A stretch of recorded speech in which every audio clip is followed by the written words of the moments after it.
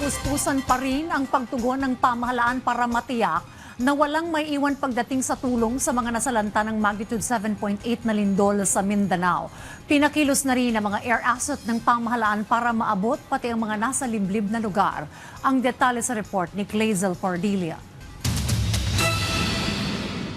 Sa gitna ng katirikan ng araw at nagibang bahagi ng mga gusali, pilit na hinuhukay ng mga tauhan ng Bureau of Fire Protection ang biktimang ito na naipit sa gumuhong establishmento matapos ang magnitude 7.8 na lindol na tumama sa Sarangani Province. Alinsunod sa direktiba ni Pangulong Ferdinand R. Marcos Jr., patuloy ang ginagawang pagtulong ng mga ahensya ng pamahalaan sa mga biktima ng pagyanig.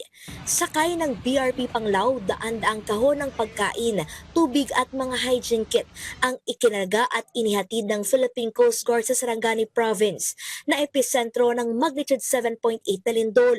Layo nitong matiyak na hindi magugutom ang mga biktima ng malakas na pagyanig. Nakapaglatag na ang DSWD ng mga libreng tent para sa mga bakwit sa maasing Sarangani. Nais ng ahensya na magkaroon ng pansamantalang kanlungan ang mga residente na nawala ng bahay dahil sa lindol. Higit 150 tent din ang inihatid sa Davao City. Ayan po ang inuna ng Pangulo na ang mga kababayan natin na walang matirahan ay maaari sila munang manatili sa evacuation centers at sa mga provided na tents na sinasabi po ng DSWD.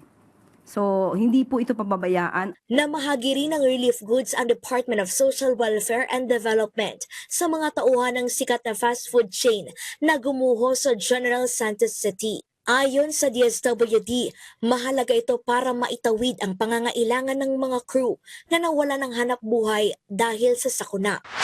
Biyaheng Soxarja na ang nasa 20,000 food pack mula sa pamahalaan. May kasama ring water filtration, mga damit at iba pang tulong.